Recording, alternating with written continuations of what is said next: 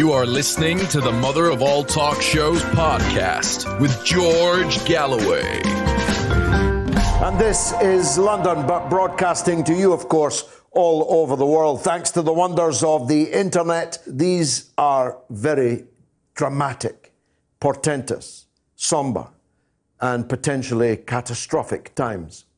What happened in the early hours of Friday morning in the airport precinct at Baghdad International Airport to an internationally accredited diplomat with a diplomatic passport, a general of the Iranian armed forces, and many others, 9 others, were obliterated in seconds by a drone strike boasted of immediately by the United States government. The Pentagon was careful to insist in the first sentence that the action was at the direction of the president. So they made it clear, even before Donald Trump, with his rather obscure, low-resolution tweeting of an American flag, made it clear that this was an official operation. Let's get the first thing out of the way. This was an entirely illegal act of international terrorism. Remember that when you hear reference to the T word. This was a terrorist attack by a state, not just any state, but a state that has a seat on the Permanent Security Council of the United Nations, on an accredited diplomat, on a diplomatic mission of another member state of the United Nations. This was a state-sponsored extrajudicial murder. It's important that this is kept in mind because you will already have heard all kinds of quasi-mystical exculpations of this crime. There is no ground in international law for the action that the United States government took on Friday. It was an act of piracy. It was an act of international terrorism. The second thing that we have to put in place before proceeding to debate this matter is that the proximate cause of the events on Friday morning were not the attack on the US Embassy in Baghdad by Iraqi citizens just a few days before, but were the withdrawal from the Iran nuclear treaty by the United States of America, which ripped up a solemn and binding treaty that Iran was abiding by impeccably, ripped it up unilaterally and began a round of not sanctions, but absolute embargo on the Iranian people, 80 million strong, half of them young people, many of them children, now suffering, even dying as a result of American sanctions, which characteristically they have sought to extraterritorialize, to force other people into implementing their unilaterally imposed sanctions. That's where this begins. There was a treaty. It was working well. Donald Trump ripped it up. And to the horror of every other party to the treaty, including Great Britain and the European Union and the Permanent 5 of the Security Council, minus the United States. All other actions have flowed ineluctably from that.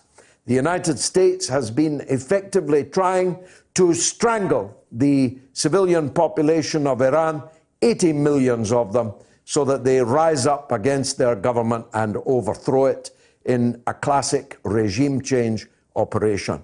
Classic even for Iran. In 1953, the United States and Britain ignominiously played exactly the same role in trying to secure the overthrow of the democratically elected Prime Minister of Iran, Mr. Mossadegh. It's a repeat of the Operation Mongoose of 1953, which seeks to bring about entirely illegitimately, illegally, the overthrow of a sovereign government, a member state of the United Nations. Now, the events at the US Embassy only happened because Donald Trump bombed a camp belonging to a part of the Iraqi National Army. The Popular Mobilization Forces are a legitimate, accredited part of the Iraqi armed forces. I remind you that until today, and I'll come back to that, the United States was in alliance with the government of Iraq, whose armed forces Donald Trump attacked. He killed 25 people. By the way, many of them were Yazidis.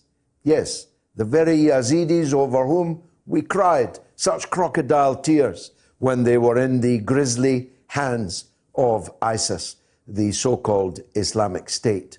The bombing of the PMF camp killed 25 people, and when the crowd had finished burying them, they headed for the US Embassy. They did some peripheral damage to the US Embassy. General Suleiman had nothing whatsoever to do with the events at the American Embassy. He was not in Iraq when these events took place. It was not Iranians who were attacking the US Embassy. It was Iraqis. Now, the circumstances which govern the presence of US troops and other forces, and British forces, by the way, 700 British forces in Iraq, now cowering down for what will be the inevitable Iranian retaliation, are strictly governed by agreement with the government of Iraq, which decided today that the United States forces, and indeed all of the coalition forces, must leave Iraq. Now, you'll recall we invaded Iraq to introduce democracy. The Iraqi government is a democratically elected government. It has just ordered the United States to leave. It will therefore be, again, an act of international lawlessness if the United States refuses to leave a country whose sovereign, legitimate government has just ordered them to leave. Now let's come on to the more dramatic, more portentous issues.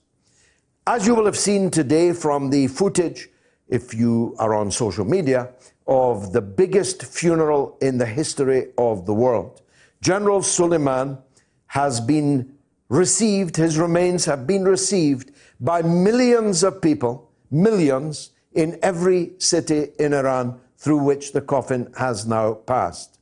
There were millions in Awaz, there were millions in Mashhad, and there will be perhaps uncountable millions in Tehran, where he will meet his final resting place.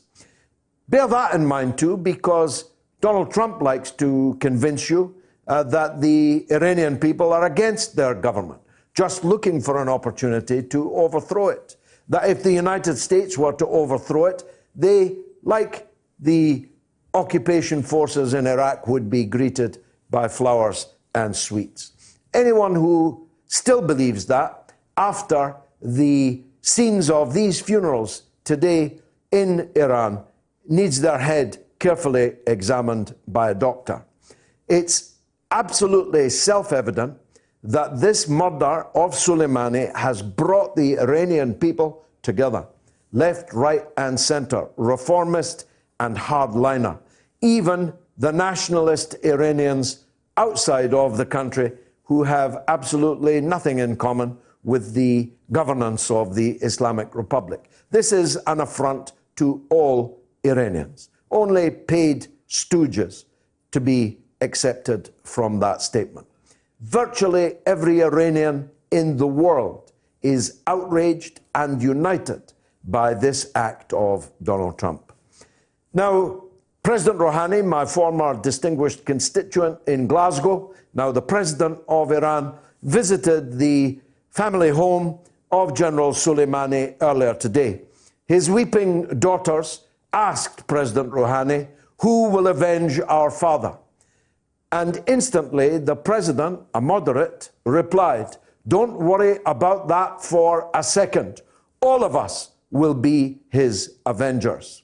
So that's why I say that there is nothing more certain in this life than that the Iranians will retaliate in a proportional way. And what would be a proportional way to the murder of the second most important person in the country? Effectively, like a foreign government boasting that it had murdered the heir to the throne of Great Britain, for example, or the crown prince of anywhere in the country. What would be a proportionate response to that? Well, it will not be a stray minor rocket attack on an American camp in Kenya, though that did happen today, or a stray rocket attack on American troops' barracks in Iraq itself. It will be very, very much more significant than that. Neither will it be hidden by the Iranians. They will not seek to blame it on proxies. It will be their act or acts, and they will make it clear to the world that they have carried it out. And for it to be remotely proportionate, it will have to be extremely big.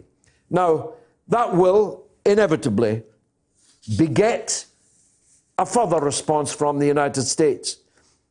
Earlier today, Donald Trump tweeted this: "The United States just spent $2 trillion on military equipment. We are the biggest and by far the best," in capitals, "in the world!" exclamation mark. If Iran attacks an American base or any American, we will be sending some of that brand new, beautiful equipment their way and without hesitation. Their way without hesitation. So the scene is set. If any American or any American base is attacked by Iran, it's game on. It's all out war between the United States and it hopes its allies, one of which is guaranteed, but only one is guaranteed, that being Netanyahu's Israel, for whom all of this is a splendid and welcome distraction from Mr. Netanyahu's impending imprisonment. Now, if Iran were to attack anywhere, it's my guess that it will not be in Iraq, because the situation in Iraq has moved decisively in Iran's favor. The Americans are being expelled from the country. Many of the hitherto disparate political factions in Iraq are coming together in defiance of the United States' action on sovereign Iraqi soil. It's my sincere belief that neither will it be in Israel, although Iran's rhetoric often hypes its potential to strike Israel. I don't believe that that will be the site of Iran's retaliation. The site of Iran's retaliation, in my view, will be in the Persian Gulf, where, to use a Rumsfeldism, there is a target-rich environment. The Saudi dictatorship is host to a truly gigantic American military presence. It's also, of course, one of the world's biggest oil producers. It's very near Iran. It has an ancient enmity between the two countries. It has a Shiite religious minority in the eastern province of Saudi Arabia, which may very well rise up against the tyranny of the Wahhabist dictatorship in Riyadh, which routinely crucifies and murders members of that Shiite minority, which is more than 20% of the population of Saudi Arabia. If Iran hits Saudi Arabia and sends its oil fields into Australian levels of fire, then there will not be a barrel of oil to be procured in the world at less than $500. That's my prediction. An oil price shock that will destabilize the world economy instantly. The price of oil already steadily rising before a shot has been fired by the Iranians in retaliation. But there are others. There are others, in particular, like Bahrain. It's my belief. I have no internal information on this, of course, but I do know about military and political events, and I do know the demography and the topography of the Middle East very well. It's my belief that the Iranian attack in response to the murder of General Soleimani will take place in Bahrain, where an exceedingly target-rich environment exists, where you have an overwhelming Shiite minority population ruled over by a tiny and ridiculous comic opera, Gilbert and Sullivan Sunni monarchy, which only exists because across the causeway in Saudi Arabia, it has limitless support from Saudi Arabia. So if you attack Bahrain, you're also attacking Saudi Arabia. But here's the rub. The US 7th Fleet is based in Bahrain, as is, thanks to the government of Theresa May, a brand new British naval base, where naval assets from both countries shelter. Now, Bahrain is a very small place. It's the size of a very large car park. And in that car park, you have the possibility of hitting British, American, Saudi, and Bahraini targets in a way which can obliterate Bahrain as an independent state. My logic is that that is the place where Iran will strike. But wherever it is, it will be responded to, according to Donald Trump on Twitter, without hesitation, in moments. And then we've got a very big quagmire, a very big bonfire indeed. Because when Donald Trump responds, Iran will respond again, and Donald Trump will respond again, and Iran will respond again. The Straits of Hormuz will be closed and on fire.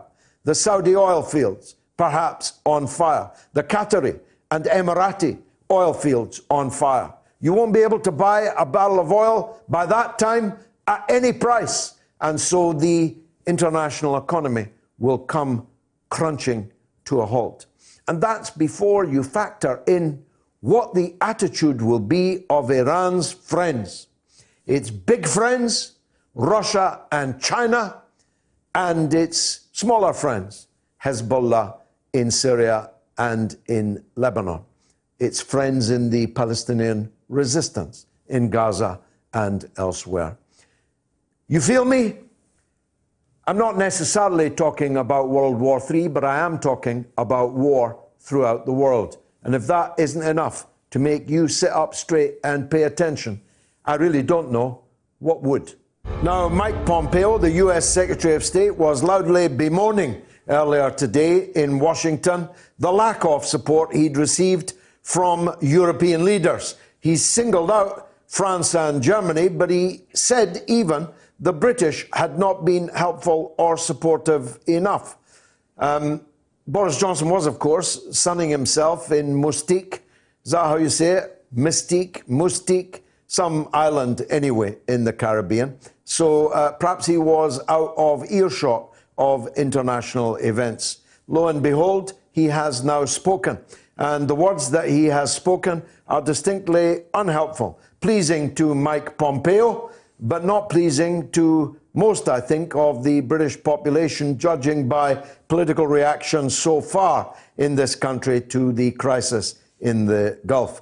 Boris Johnson says we shall not lament the death of the man that many millions of Iranians are on the street lamenting.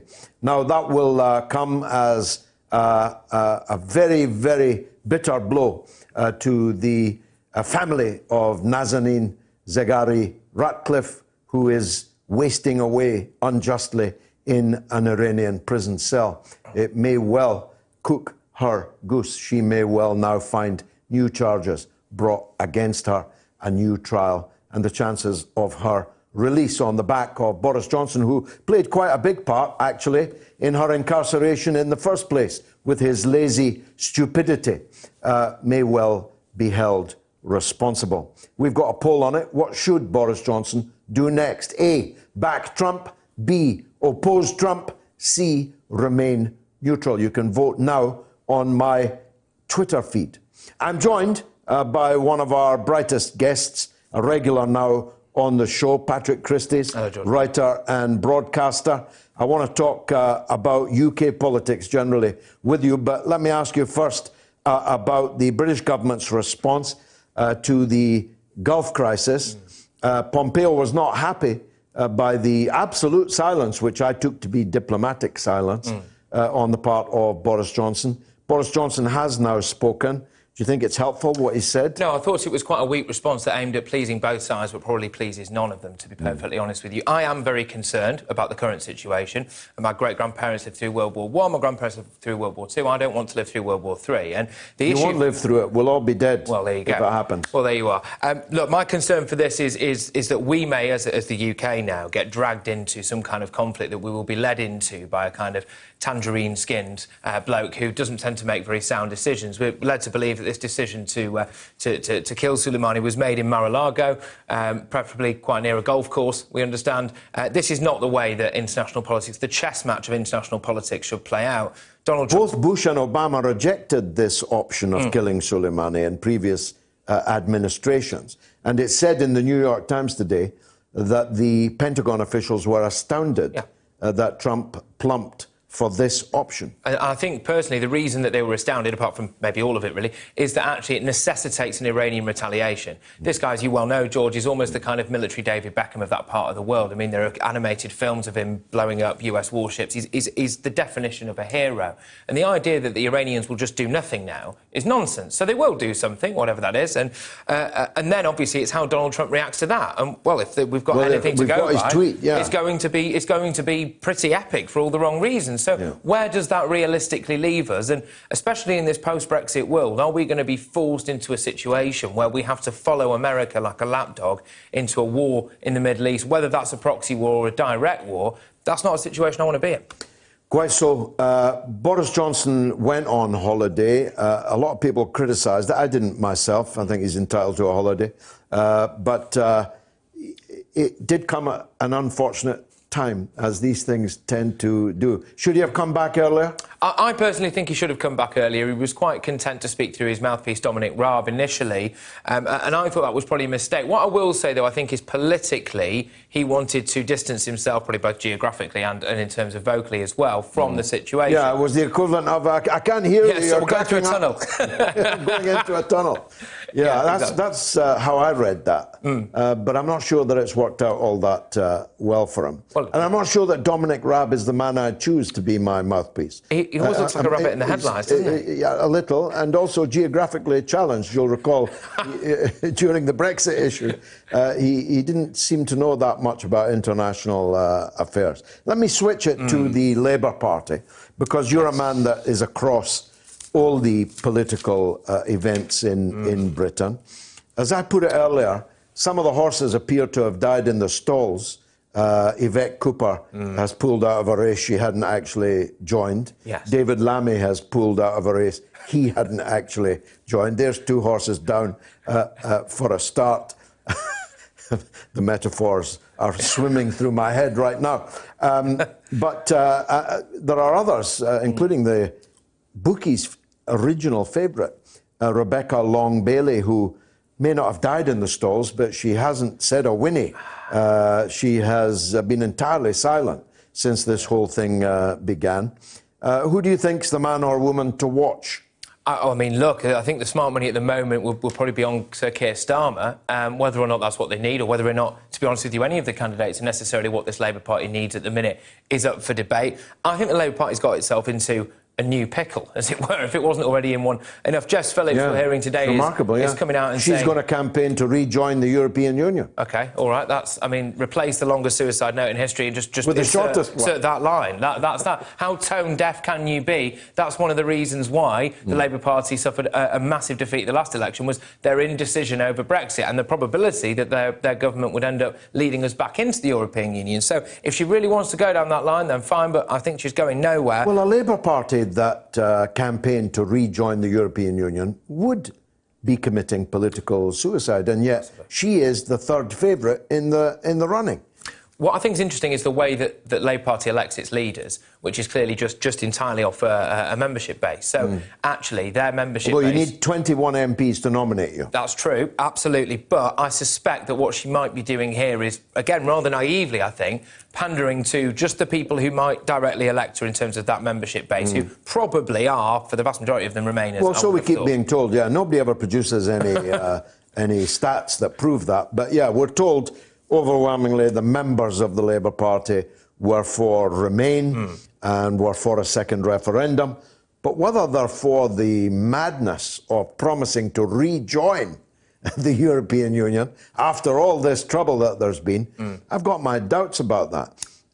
And she's also, it's paradoxical, she's the candidate clearly favoured by Mr. Murdoch and his newspapers, but he doesn't want to rejoin the European Union, I wouldn't have thought. No.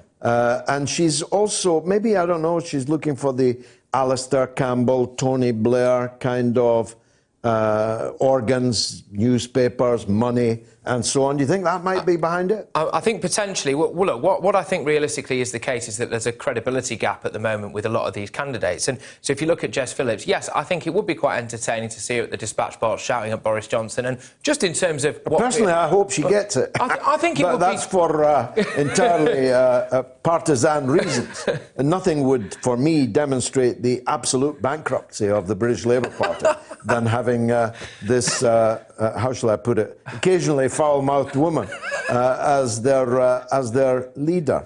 But I doubt it'll happen. I think you're right. Keir Starmer is the horse to beat, isn't he? Yeah. Tell the viewers and listeners, especially those abroad, more about Keir Starmer. Well, Keir Starmer is widely regarded as one of the preeminent legal minds in this country. He's obviously been knighted and he's been the Queen's Counsel. Absolutely. He's regarded as a formidable intellectual. If you take his politics out of it, he is regarded as an intelligent bloke. And he is seen to be someone who is probably the more statesman-like out of the other Labour candidates. He is naturally more central. And what we're hearing today is that if he were to emerge as the new Labour leader, they would try to do a momentum, but with more centrists, and i.e. try and flood that Labour membership back with people more aligned to a central political outlook and drag it away from that kind of far left, as it were, element. So I think he would look to remodel the Labour Party. Out of the candidates that I'm seeing, in my personal opinion, he's the one who could give Boris Johnson the best run for his money at a national election. He'd play the QC,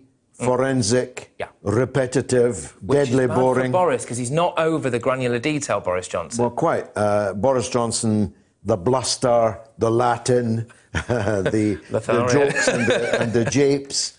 Starmer would try to be bowling steadily at him in the hope of getting wickets. Yeah, and you would have thought as well that maybe Keir Starmer could entice back in some of the people who have left the Labour Party because they didn't like Jeremy Corbyn. And I think, as well, when you looked at some of the scandals, whether or not they should have been scandals up for debate, but the anti-Semitism issue, let's say, that was gripping the Labour Party, I don't think... That's disappeared. It has. There's anti-Semitism is no longer a problem in Britain. It's official. But my point is, just in a political sense, I think Keir Starmer would have found a way to put that to bed, and as opposed to the 2 and a bit years that Jeremy Corbyn let it, in a way, drag on for. And so there's something in that. I think Boris Johnson probably is sitting there thinking Keir Starmer is his biggest test. You think he's the one that Boris Well, it's definitely not Rebecca Long-Bailey. No, let's come on to her. She is a woman who has risen without trace. I personally have never heard her speak. I've never seen her. I've never met her. And yet she's the official Corbyn continuity candidate. I see no evidence, no reason to believe, including her total silence to date in this campaign, this contest, where her opponents are already off and running. I see actually nothing that commends her as the next leader of the Labour Party. Can you give me a reason or two why she'd be a credible, serious candidate? It's genuinely one of life's greatest mysteries to me, this. How Rebecca Long-Bailey has managed to propel herself, or been propelled, I suspect, up towards the upper echelons of the Labour Party. I don't know what she stands for politically. We keep hearing that she's this continuity candidate. What I've heard from her over the years is that she's seen a leader of a party, she's seen what's maybe been most politically advantageous to herself, and she's agreed with him. The Labour Party, as we know, do want a female leader, and all right, OK, there's a case for that, although I think most people would argue... Nobody that lived through Margaret Thatcher and Theresa May is automatically attracted to that idea. Exactly, and I think, on a personal note, she should just be the best candidate for the job. And I don't see that is her. She's not a particularly good orator from everything that we've heard her say. She's definitely not. She's not, and also, she has got that Dominic Raab-esque rabbit in the headlights look. What I will say is this, I have some friends in the Conservative Party, they hope that Rebecca Long-Bailey gets elected, and that should be a concern for Labour voters. And that's just about it, isn't it? I mean, there are also Rands, Lisa Nandy and so on, but they're make-weights in this contest, aren't they? I think so, yeah. And so when will this all be over, Patrick? I think on Monday they decide the timetable. What is it likely to be? Well, I'm not 100% sure at the moment, George. I'll be very honest with you, but I would expect that it'll probably be I think it's a 3 or 4 week period, is it not, after they decide the timetable, that the Labour membership has to vote in that. So I think that what we'll see then is... So you think by February we'll know? I would expect so, and I certainly think as well that we will see one of the 3 that we've just mentioned drop out along the way, and I think we'll end up seeing more of a 2-horse race. I would expect that Jess Phillips, potentially, I could be wrong over this, Jess Phillips might be doing this initially to boost her own platform a little bit. If she doesn't get a lot of early, for want of a better phrase, momentum, then I suspect that she will pull away and she may fall into line behind. I would expect Keir Starmer as opposed to Rebecca Yes, all the arguments for a woman leader will then fall away when you're supporting a man. There's, I don't call him a joker, I don't mean it that way, but there is a joker in the pack. Ian Lavery, the chairman of the Labour Party, former leader of the British Miners' Union, a northern man, so northern many southerners can't understand what he's saying. Fine by me. Is a working class hero. He fought the miners' strike from first day to last day. He may not be the sharpest House of Commons debater and so on, but he would be absolutely emblematic of the very Midlands and North that Labour lost catastrophically on election day. He may not stand. If he does stand, can he get 21 MPs to nominate him? Clearly, to me, there are not 42 left-wing MPs, nothing like it. So either him or Rebecca Bailey would have to drop out. But if he were the continuity candidate, I think that would make a difference. What's your view? What really annoys me, and has annoyed me since this election, is a lot of people coming out saying Labour won the argument. The argument was the general election, and they got battered, right? And one of the reasons they got battered was not actually just because of Corbyn's policies. In fact, on paper, some of those policies, if he could have costed them up properly, would have been all right. The issue was, in my opinion, Jeremy Corbyn and where he was from, i.e. the kind of Islington area. In Ian Lavery, you've got a Brexiteer, a working-class hero, who is northern. Right? He could have, in my opinion, have proposed a lot of the similar policies as Jeremy Corbyn did, and quite possibly won, or certainly come very, very close. Sometimes, in my opinion, the answer is staring you right in the face, and maybe has been for quite a while. And if the Labour Party decide that Rebecca Long-Bailey should be their hardest left candidate, as it were, over Ian Lavery, then you might as well just wave goodbye to her. That's my view. That's funny, and you and I haven't discussed this. That's my view entirely, actually, because of course, the smart people in the metropolis would mock him. They'd mock his accent. They'd mock his lifestyle. You know, flat cap, pub, beer. I don't know if he smokes. Probably got a whippet there as well, you know. It might have a whippet. But in the act of mocking him, they would be re-identifying northern people, Midlands people, with the Labour Party, because the people who live there look like, sound like, act like him. And so these people would themselves feel attacked by the metropolitan elite. In my view, it would be a stroke of genius for Labour to put up Ian Lavery, which is probably why they won't do it. Look, we've only got a few minutes left. We mustn't ignore the elephant in the room that you and I have been talking about for so many years. In just a few weeks, couple of weeks, not even 2 weeks, we'll be leaving the European Union. What will that feel like?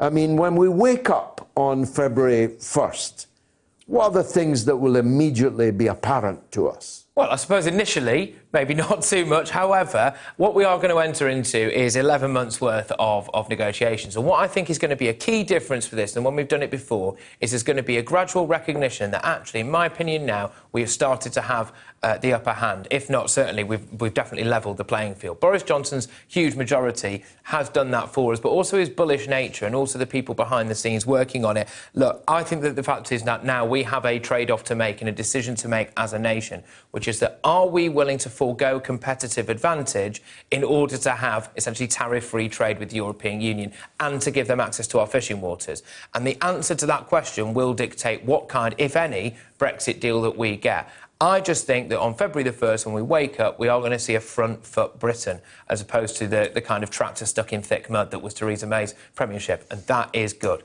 Just in practical terms, I wake up, I decide to go to Amsterdam. Will I need a visa? No. No, not initially, because we've got a year-long, well, 11-month-long, as it were, transition period where essentially everything remains the same. But even thereafter, I mean, this idea that we should need a visa to start going to play, holiday to wherever we go on the continent there... Yeah. That would require Spain or Portugal or the Netherlands to demand a visa. And why would they? Yeah, but this is They want us to go there and spend our money. Yeah, you can make us get a visa if you their want. people want to come here and visit England, Scotland, Wales. Yeah. So there's kind of no... All this apocalyptic talk that the Remain camp talked millions of British people into, that somehow we were cutting ourselves off from the continent even though we've never been attached to it.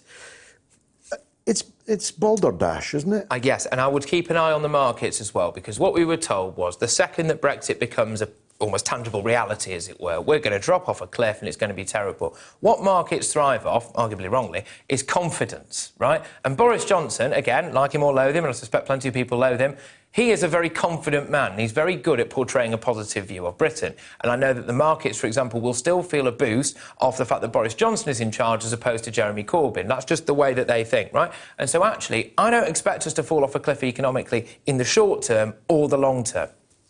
Patrick Christys, always a pleasure to talk to you. Thanks very much indeed. What should Boris Johnson do next on the Persian Gulf crisis? A, back Trump.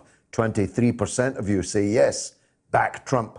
B, oppose Trump. 49% of you. And C, remain neutral. 28%. That's a surprisingly large number of people say we should back Trump. To me, 1,521 votes so far. You can vote now on my Twitter feed. I'm getting breaking news from Reuters. Reuters is reporting missiles have fallen inside the green zone in Baghdad, and also casualty figures from the attack on a US base in Kenya that I referred to earlier. I'll get you the numbers there. But these are, I think, sporadic bushfires. I don't believe this is the Iranian response, but we'll see what these missiles in the green zone actually mean in just a few minutes. Jeffrey in Glasgow says, Dear George, being a completely one-sided and totally biased show run by loony leftists, my goodness, I'm looking through the glass, there's not a single loony leftist there, not one. I'm pretty certain that you will not read this letter. Don't you feel a pillock, Jeffrey? I would like to tell you that I totally support Trump's drone strike that killed the ruthless Iranian general who murdered thousands throughout the years. Jeffrey, I'd so love to talk to you. Here is my number, 02077 982 255. Give me a call. Come and have a go if you think you're hard enough. Or are you just another gutless coward hiding behind anonymity on the internet? Now, Charles Shoebridge is a former army officer, former Scotland Yard detective, former counter-terrorism and intelligence officer, a lawyer, a writer, and a broadcaster. Pretty well qualified then to talk to us about this. And he joins me now on the line. Charles, welcome.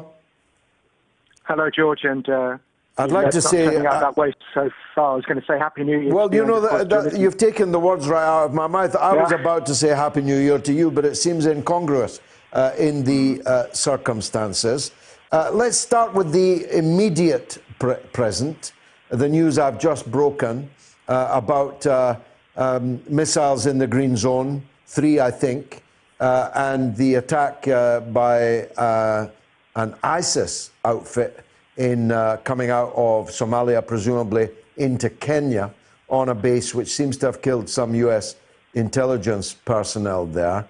Do you agree with me that these are just skirmishes? This is not the real deal so far as the Iranian response to the Soleimani killing is concerned? Yeah, absolutely. I think what we're going to see is random acts of revenge carried out on a local basis, not orchestrated by the Iranians. Far from it.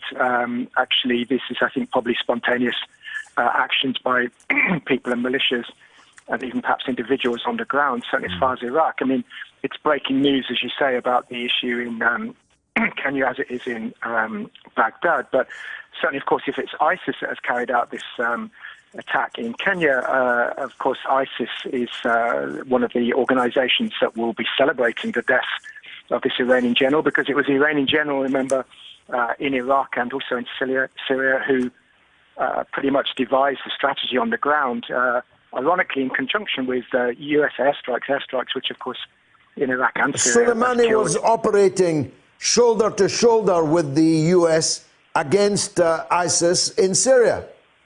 Yeah, absolutely right, and in Iraq as well, of course. And of course, therefore, this attack, if it's taken place tonight by ISIS in Kenya, this won't be in revenge for the killing of someone who was an enemy of ISIS. No, of course. And of course, how ironic that therefore would have happened on the same day that already we're seeing consequences, I think, still on quite a low level, relatively speaking, to what they can be and what they will become in the future. The geopolitical consequences that are starting to become apparent, surely even to the American government, as to what its consequences are. And one of those consequences today is that the anti-IS Islamic State coalition in Iraq has suspended all of its operations because it now has to give all of its resources and devote its troops and so on to protecting their own bases against the Iraqi people and militias because of this drone strike. And so consequently, you've got a situation now where already anti-ISIS operations are being hampered by this strike. You've got actually Iran, of course, has today announced its suspension of all cooperation in respect of the nuclear deal. You've got the Iraqi parliament today having voted to expel US and indeed all foreign, including UK, forces from Iraq and to ban military flights from its airspace. And all of these, I think, are just the start. This is all in just one day. But I think what we're going to see is, I wrote an article on this recently, and I said that I think the effects of this will take a long time to play out, months, if not years. And I think as a direct result of the consequences of this strike that the Americans have carried out, you will see quite fundamental changes to the order of certainly the geopolitical situation in the Middle East in the next few months and years to come. And I think primarily amongst those will be a massive diminishing of US influence and role in the Middle East, not least because of the withdrawal of its forces. Well, I agree with that in the medium term, and I have the benefit of having read your brilliant article, Disastrous Soleimani Decision Will Likely Hit US Politically, Economically, and in Blood, by Charles Shoebridge. You can tell us later where people can read that, please, Charles. I agree with that in the medium and long term, but the short term is potentially catastrophic before we get there. Maybe none of us will get there. If you saw the tweet from Donald Trump earlier, I'm sure that if one American is harmed by Iran in retaliation, if one base is attacked, then some of his $2 trillion worth of military hardware will, without hesitation, be winging its way towards Iran. And Trump identified 52 sites, including sites culturally precious to the Iranians, imagine, that he has in that list of 52 places that he's going to attack. That would, of course, set the balloon up completely. We would be in a stage then of total war in the Gulf. Iran is not a weak power by any means. It's not a superpower like the United States. It has no nuclear weapons, a point which I'm going to ask you about in a minute. But can we get through the immediate present even before we see these longer-term consequences? The problem is, I think Trump is probably now realizing that he's dug himself very much into a hole. It's interesting today to see hundreds of thousands of people on the streets of just one city in Iran, let alone all the other cities. And they're not, as Trump's officials told the rest of the world. And I'm talking about the vice president, and I'm talking about the Secretary of State. These are high-level officials who promised that the people in the streets of Iran would be dancing with joy at the death of this general. Well, they're not. It's turned out to be the biggest funeral in human history. They're mourning the death of what they regard as their hero, and from their perspective, certainly with good grounds to regard him as a hero, and arguably even from our perspectives, given the work that this person did against ISIS and other terrorist groups. And of course, they're calling for vengeance. And I think that Trump probably even himself was told by these officials that the result would be the opposite of actually what the result is. And I think Trump has I think, shown how far out of his depth he is. He's relied on these officials to give advice. He's probably felt pressure to take action. There's an opportunity to strike this target that he possibly naively believed would actually be a useful negotiation. A de-escalation. Method. You kill the second man in Iran, and it's a de-escalatory move.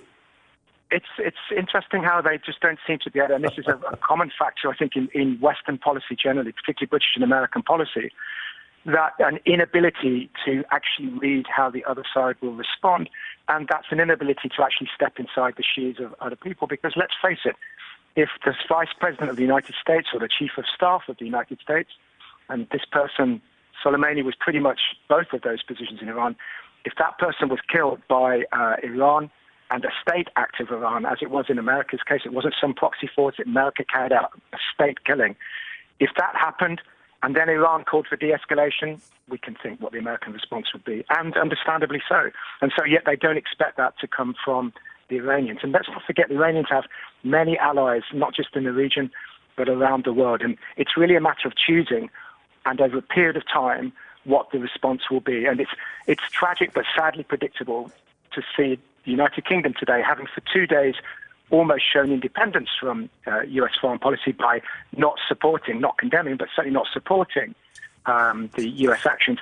And today, of course, we've had Raab, the foreign secretary, coming out and doing just that. And so we join countries such as Saudi Arabia, the UAE, and Israel, and that's pretty much it in the whole world that have joined to support the American actions. And in doing so, certainly I think we start taking responsibility for what the consequences will be, just as we did in Iraq.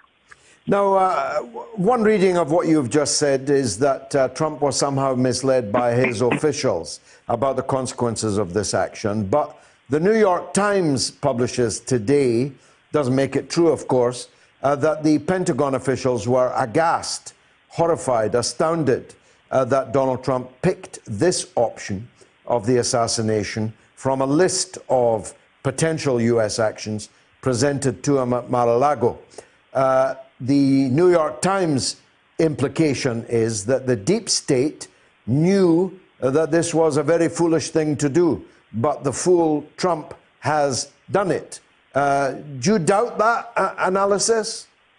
No, I think that analysis is correct, and I think it's consistent with what I've just said, because I'm not suggesting that people who knew what they were talking about, such as the military professionals, they may have put the option to Trump, of course, but they will have certainly advised what the consequences are. But, of course, Trump is also taking advice from his officials, and by which I mean high officials such as Pence, such as Pompeo, and people really, we've got this whole problem that, as you know, that since Trump has taken over, that first of all, of course, he's been hampered by the whole Russiagate allegations. Which and the impeachment issue also? The impeachment issue, but also, of course, you've got this constant demand that he shows how tough he is on Russia, on Iran, on Syria, and so on. And that has largely come from the media, which now, quite rightly actually, I think, including the New York Times, is criticising him for his decision. It's difficult to find grounds to defend that decision having been made. But I also look back to the time when Trump didn't, quite wisely, withdrew his attack on Iran that was supposed to take place when Iran knocked out an unmanned US drone, which was only a few months ago. Trump said, quite wisely, look, our estimate is we're going to kill hundreds of Iranians, and of course the subtext of that is, and there'll be lots of Americans killed in return, all for an unmanned drone. So actually I'll withdraw the attack. But he got criticised very heavily by the liberal media in the US and indeed in the UK for showing lack of spine and for allowing the Iranians to get away with it. Now, let's not forget, I'm not defending Trump's decision at all. It's a disastrous decision. But I think it may have played a part with him, particularly with the impeachment and an election coming up, that actually he may have seen this as an opportunity to look tough. And I really think he didn't actually understand what the deep consequences of this would be. And the sight of these hundreds of thousands of people on the streets and the lack of support that he's got from allies around the world, apart from that very short list of states that I've mentioned, I think will have come as a shock to him. That doesn't excuse it in any way, but now he's going to have to struggle to get out of this situation without the war that he promised the US people he wouldn't bring on the US people to happen, because let's face it, he's got an election coming up. He was elected on the mandate of not getting involved in any more of these pointless interventionist wars. Just to buttress the point we both made, the civilian casualties are being reported after rockets struck inside the green zone in Baghdad near the US embassy. At least 5 rockets have been launched. Another missile landed on the riverbank adjacent to the American embassy. It's unclear who was responsible for the attack.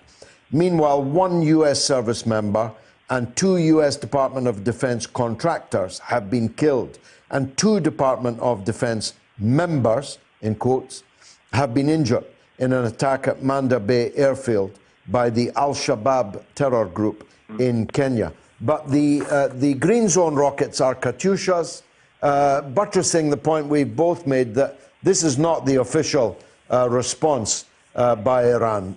We know how well tooled Iran is.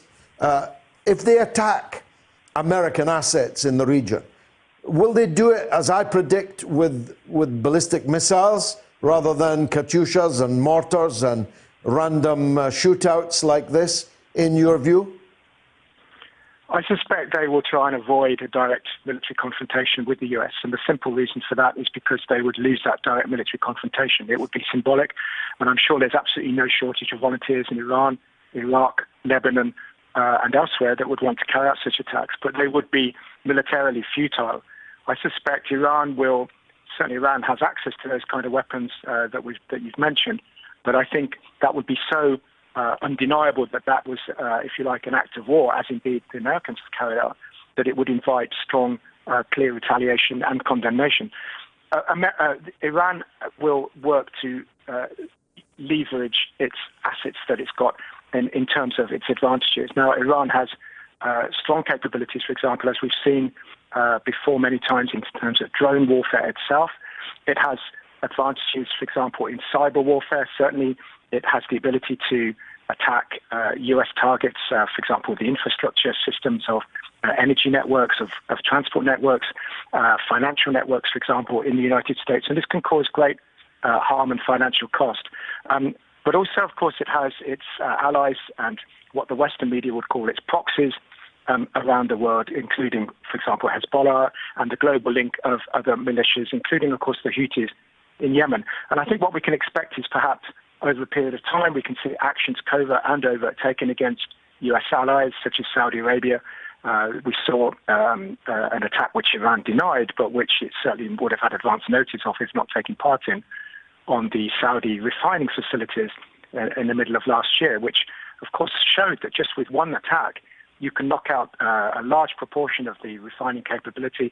And if that was to be sustained, that would massively, of course, increase the price of oil, which, again, could have a devastating effect on the West's economies, as indeed other people around the world. Similarly, they have the ability to close, for example, the Straits of Hormuz, to control the Gulf of the Persian Gulf, which, again, could restrict oil supplies. And indeed, that's why the British are saying that they've sent these 2 warships there. 2 warships which, if they remain independent of American control, may have a chance of avoiding becoming involved in a conflict. Of course, the Americans are desperate to show that they have allies because they have so few in this situation that they will put great pressure on Britain to combine their patrols with the American naval patrols, which, of course, will then bring Britain into that target zone. So it's, as you say, a highly dangerous, inflammatory situation, and not just for the US, but also for those allies that it has, those that haven't disassociated themselves from it. And Britain is key of those. Well, finally, on that point, Charles, and I'm grateful for your time, the British diplomatic silence for the first 2 days was telling and referred to explicitly actually, by Mike Pompeo, that the European allies, including Britain, had not been supportive enough. Boris Johnson has now made finally a statement, quite an inflammatory one in my view.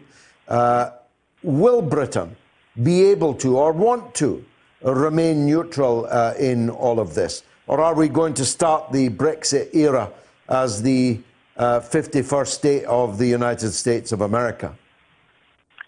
Well, George, I've been on your program before and I've mentioned this, that I think in the post-Brexit world, certainly in the short term, and again, this isn't necessarily an argument for or against Brexit, I would point out before becoming involved in that discussion, but I would say that it's absolutely clear that Britain, I think, fears post-Brexit isolation. I think they have put, especially Boris Johnson, has put a lot of store on having good relationships with the United States, including he's often talking about his trade deal and so on, despite the problems that might bring.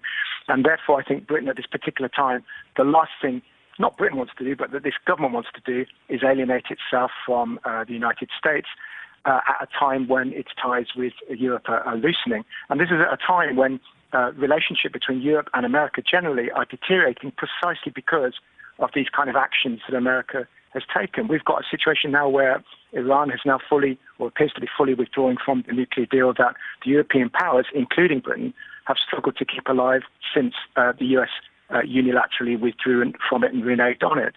And so you've got a situation now where Britain is kind of almost like rudderless, in my view, on the international stage. They're being drawn towards America simply because of the rejection of Europe. Of course, it doesn't mean to say because you're not part of Europe or the EU that you can't side with European politicians or governments on these kind of issues. It's really clear that I think you've got, unfortunately, it's very similar to the situation. I haven't heard what you said on this specific aspect, but I'm sure you probably have thought about this in the same way that when the situation with Iraq 17 years was developing, indeed at about the same time of year, remember the invasion took place, I think, in March 2003.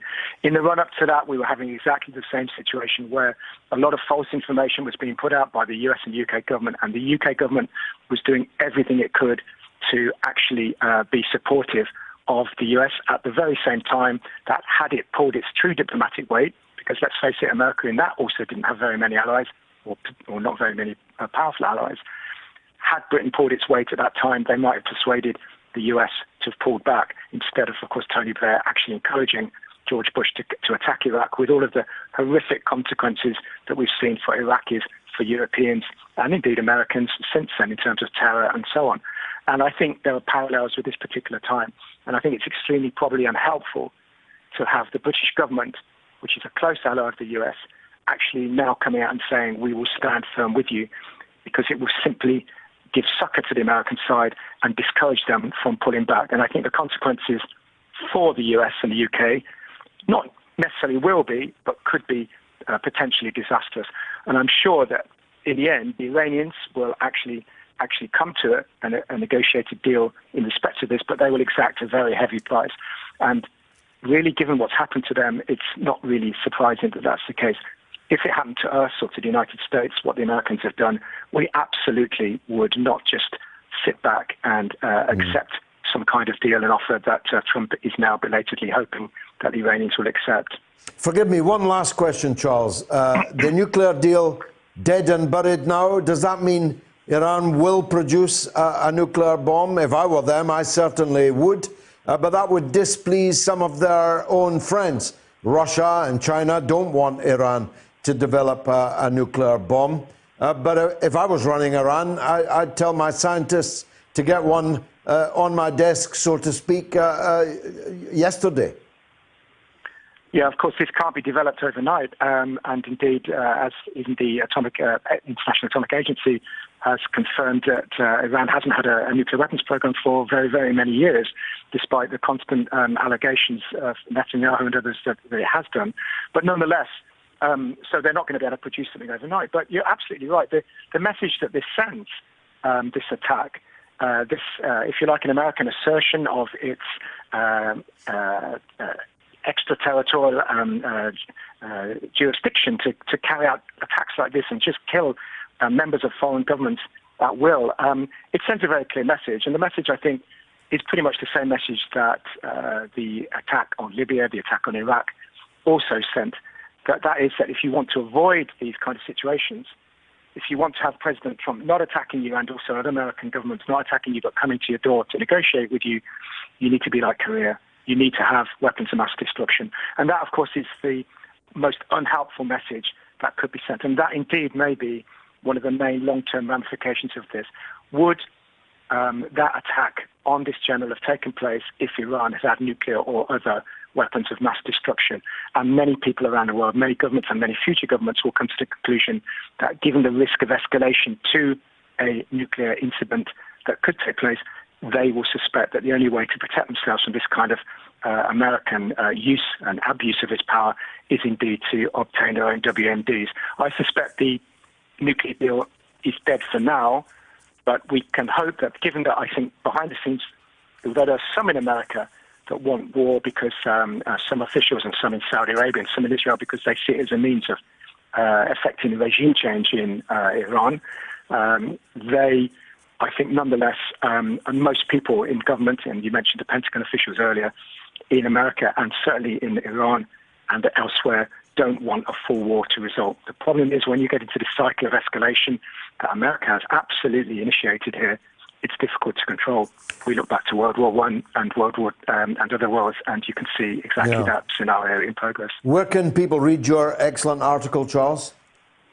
It's on the American Herald Tribune site, but it's also on my Twitter feed. It's on there. You can have a look at that. It's a fairly long article, but it was written shortly after the incident happened, and it's covered so far pretty much what's going on. And you can. The problem is, though, George, when you read the article, you'll think, yeah, but this was obvious, this was obvious, this was obvious. And indeed, for anybody that's been paying attention, those results were obvious. Yeah. And unfortunately, not that many people pay attention until it's too late. Exactly.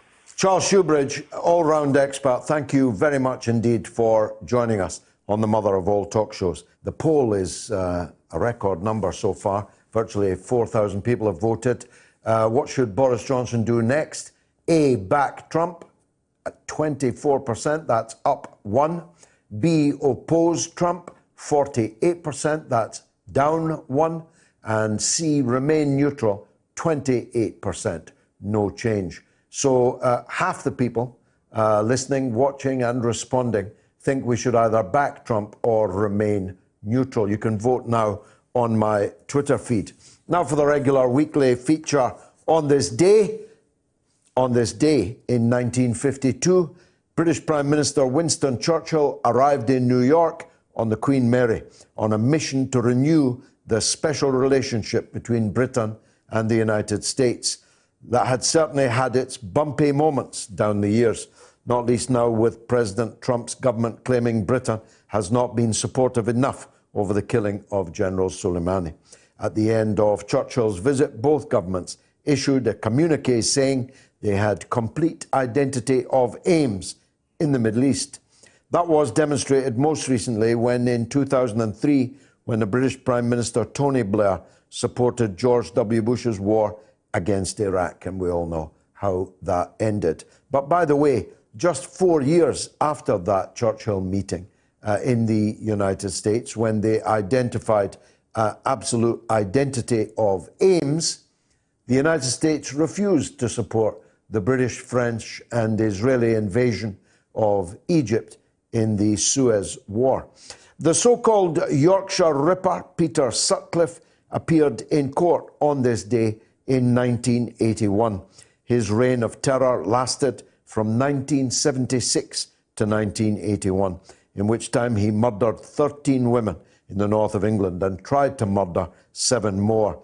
He said he was driven by messages from God. In May of 1981, he was driven to prison to begin a life sentence of no less than 30 years. He's still there, thankfully. Messages from God. Didn't Tony Blair and George W. Bush say they got those messages too before they killed a rather larger number of people in Iraq? Forgive me if you think that's tasteless. In 2001, a report on the former GP, that's general practitioner for US viewers and listeners, a family doctor, Dr. Harold Shipman, revealed that he had killed a minimum of 236 patients in England, possibly more than 300, by poisoning them. He was convicted and given a life sentence. 3 years later, in 2004, he was found hanging in his cell in Franklin Jail, County Durham. 300 of his patients poisoned by their family doctor. This was the week also in 1971 on New Year's Day when 66 spectators died at a football match between Rangers and Celtic at Ibrox Park in Glasgow. The tragedy happened on stairway 13 of the stadium. An inquiry later concluded that the crush was caused by the downward force of so many fans leaving at the same time. The traditional fixture has not been played on a New Year's Day since.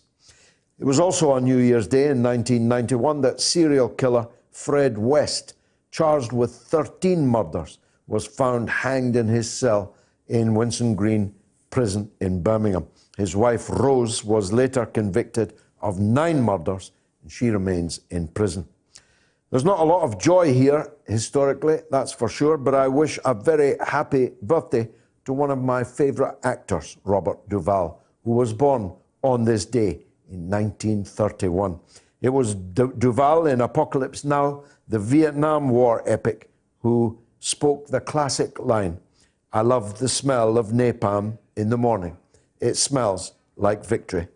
Well, we now know it was actually the scent of defeat. Thanks to my friends Through the Glass who produced on this day. The poll is still rattling on. You can vote on my Twitter feed, but let's take some calls. Bobby is an Iranian American and wants to talk about Iran, and he's most welcome. Bobby, welcome to the show. Hey, how's it going, Mr. Galloway? All good. Nice to hear from you, sir. What would you like to say? First off, I'd like to say I love your show. I just fell on it watching, RT, and Thank you. You have very informative information on there, and you bring up excellent points. Thanks, Bobby. And I just wanted to add, there's a lot of questions that none of us can figure out what's happening, and we're a little confused by this whole mess, because in the beginning he said Trump said his whole campaign was based on ending endless wars. Yeah. And we're falling back into one that could be potentially catastrophic. So we're at a pretty much a stalemate in a situation where everybody is showboating on who's going to murder more than the other one. So it's a very sticky situation. And my main question is that Iran has been pretty much been forced to be the Iran that it is now because of pressure, in my opinion. If it was able to freely conduct its business like a country is supposed to, it wouldn't feel this type of this pressure that it needs to add to the outside of Iran. So I just don't understand how they cannot manage bypassing sanctions or maybe cutting deals with other countries. It seems like they have a lot of allies. But I feel like if they were able to do that, we wouldn't be in this situation. Well, quite so. And Iran has been facing that, of course, much longer than the life of the Islamic Republic. I mentioned earlier the willful destruction of the democratic government of Mossadegh in 1953 by Britain and the United States. In one of the foulest acts ever performed in the Middle East. And it seems that the United States in particular has a blind spot so far as Iran is concerned. The Europeans, including even the British, were quite happy opening up to Iran and Iran opening up to them, making the nuclear deal and so on. But it's your country, or the country in which you are a citizen, that is determined upon breaking Iran. And it's my case, and your call is a bit of a case in point, that this is actually bringing all the Iranians together. Am I right about that? I mean, bringing them together is one thing. I mean, they have really no choice.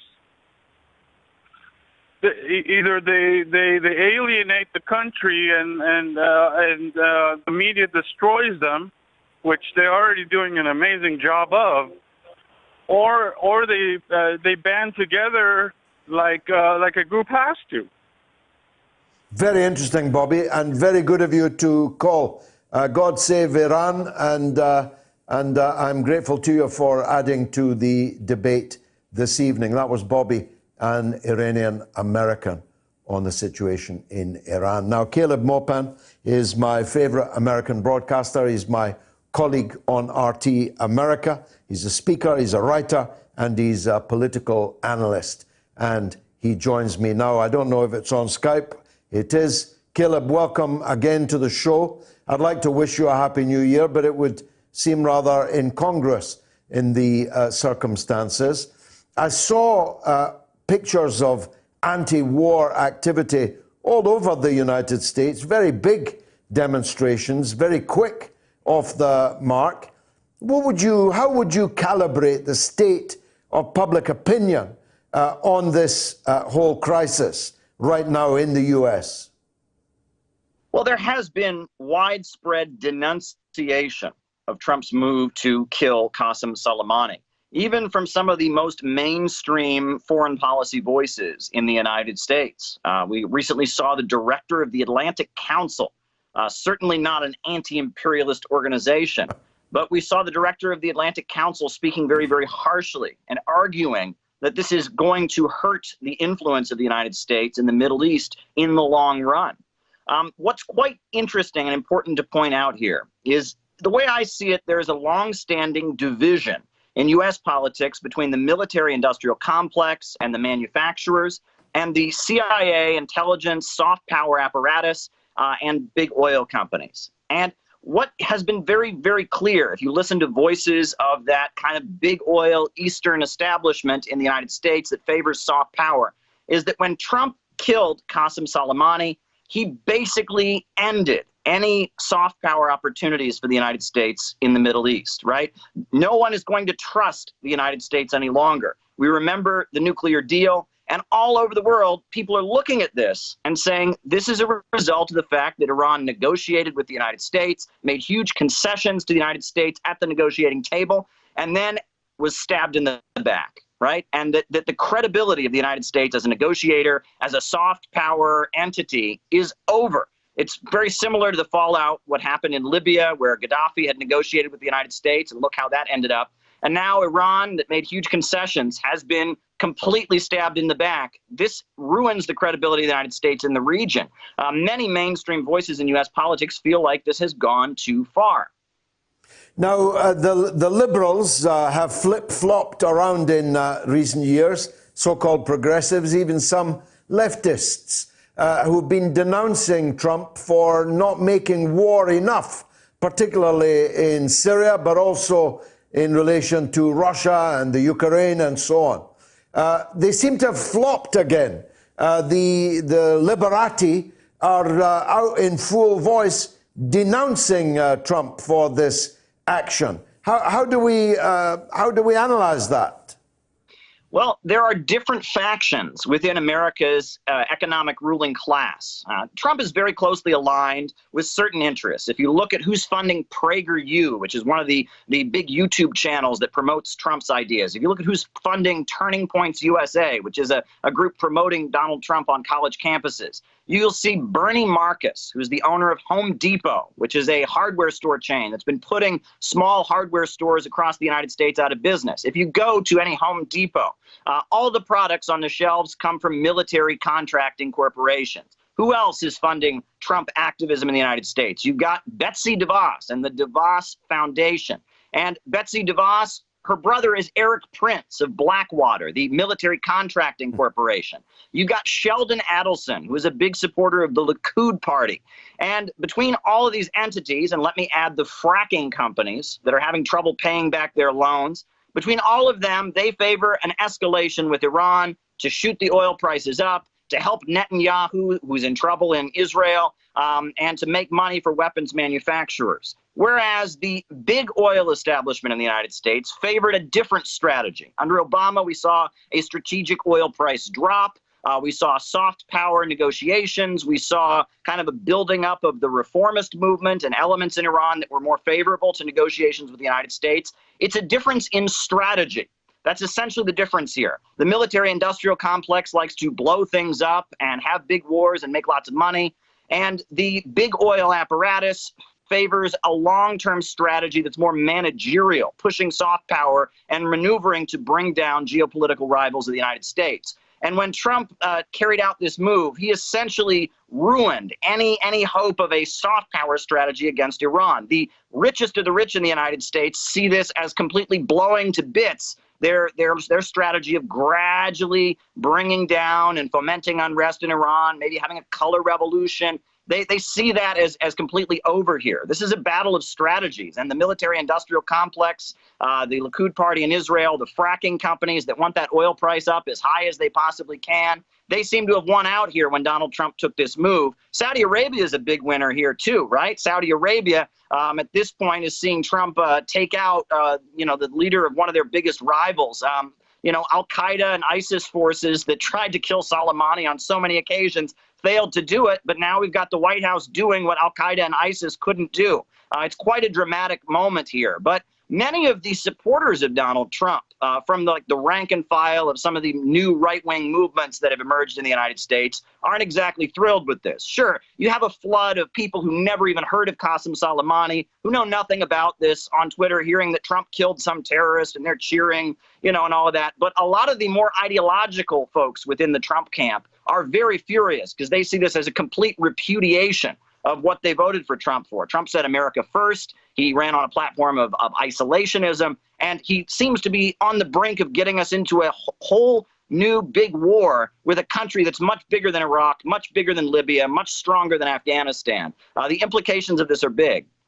Now, how does this affect, and how is it affected by the impeachment game of the Democrats in the House and now presumably one day in the Senate?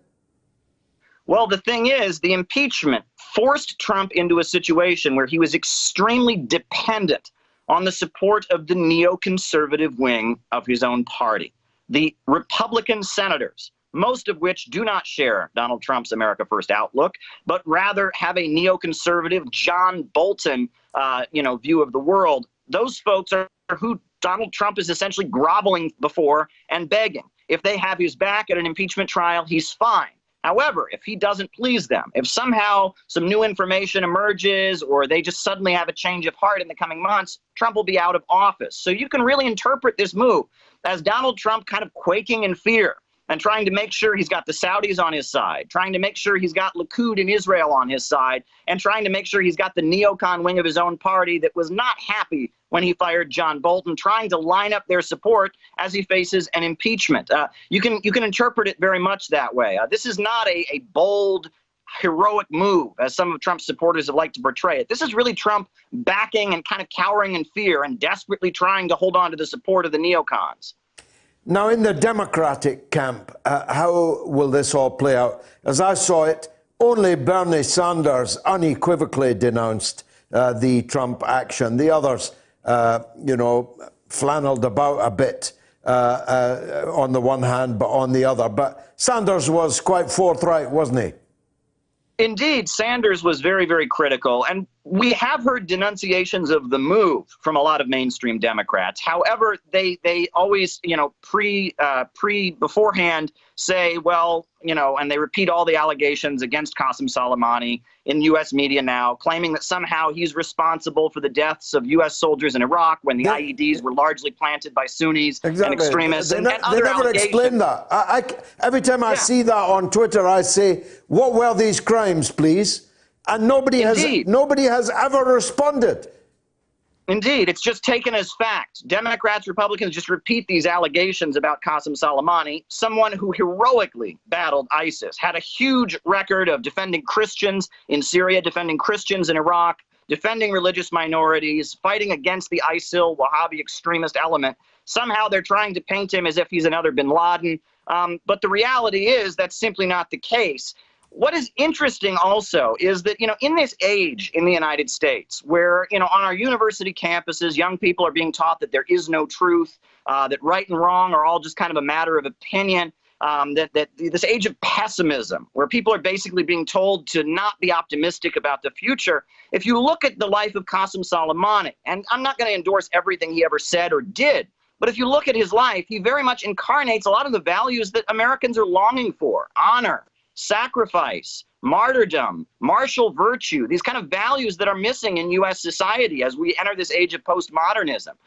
It's quite interesting that to see that now they are trying to rewrite history and make him into the kind of people he fought against. Let's remember this. Qasem Soleimani saved the lives of thousands of Christians in Syria. He saved the lives of thousands of Christians in Iraq. I mean, he was very much, a champion for people that were downtrodden and oppressed. He also, apparently, from what I understand, at different points was willing to sit down with the United States and cooperate with them in places like Afghanistan, in Iraq, immediately after the U.S. invasion. So they're just completely rewriting the record here and giving Saudi Arabia, a country that is the homeland of Osama bin Laden, where the bin Laden family is one of the richest, has a state monopoly on construction, basically giving them a blank pass, overlooking the 28 pages of the 9/11 Commission report, and then trying to rewrite all the history of the Middle East to make Qasem Soleimani and the Islamic Republic of Iran responsible for the crimes of the people that they have fought against.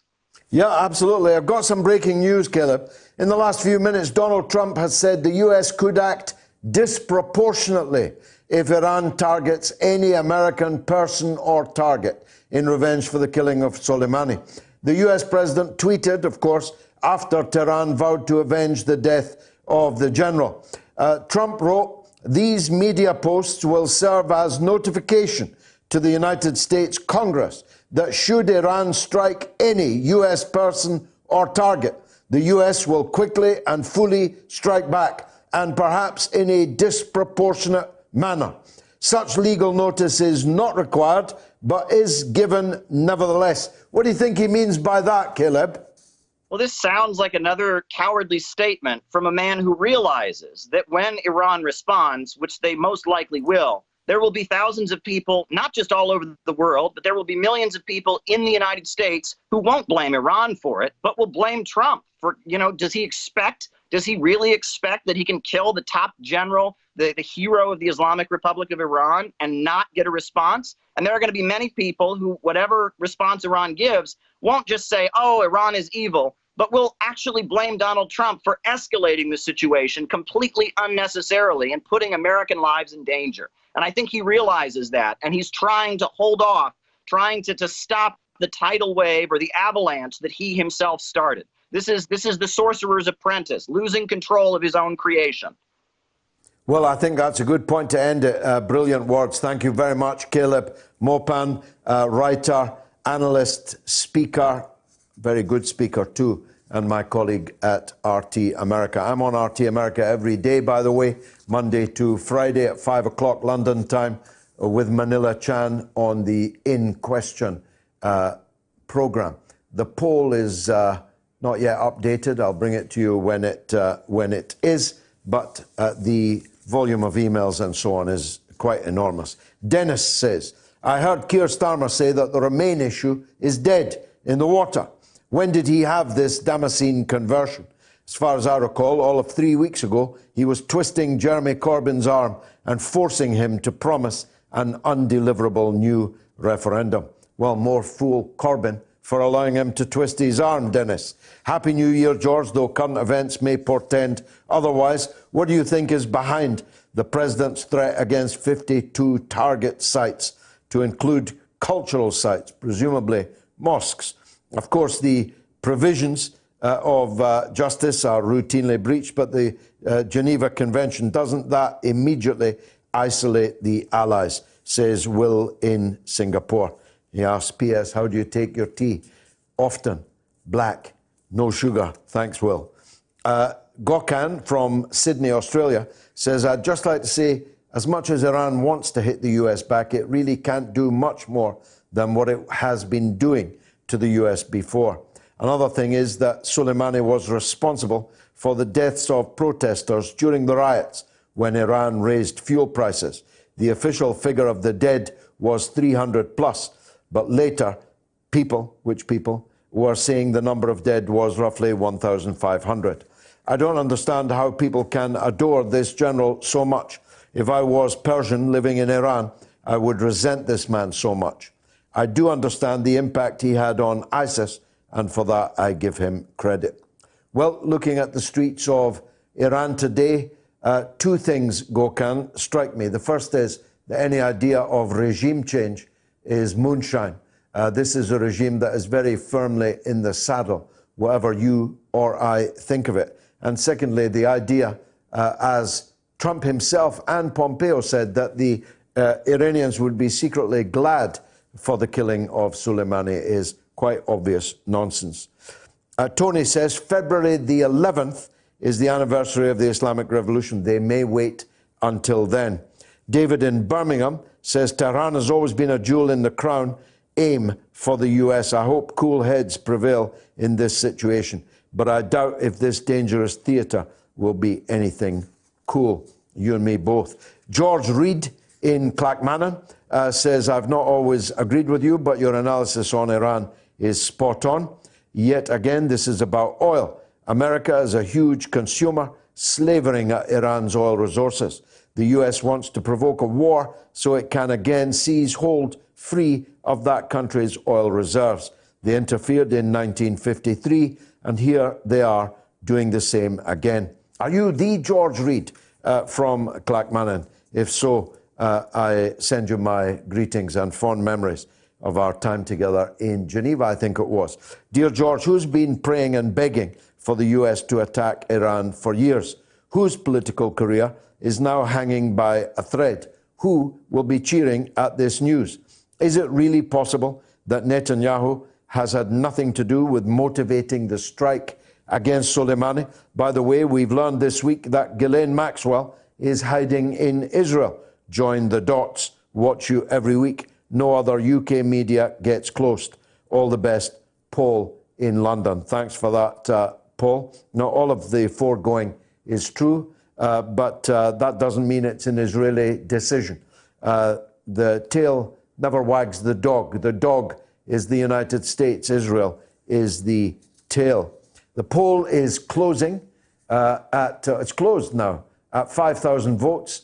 24% of you think we should back Trump here in Britain. 47% of you think we should oppose Trump, and 29% of you think we should remain neutral. There were 5,263 votes cast. Grumbleweed says on Twitter, Boris should appeal directly to Iran not to overreact, just like we didn't over the Russian nerve gas. We might have some influence with Iran, as we're still in the non-proliferation nuclear deal, therefore not imposing extra sanctions. And Phil says he won't oppose. That's why they backed him to win the leadership. Funny how it all pans out in the end. 2 liars elected, and the war for oil continues. And Useful Idiot says, as an American, I'd appreciate Bojo's help in arresting Trump and holding him in Belmarsh prison indefinitely. It appears that international laws do not matter anymore. And Steve says, we already have warships doing escort duty.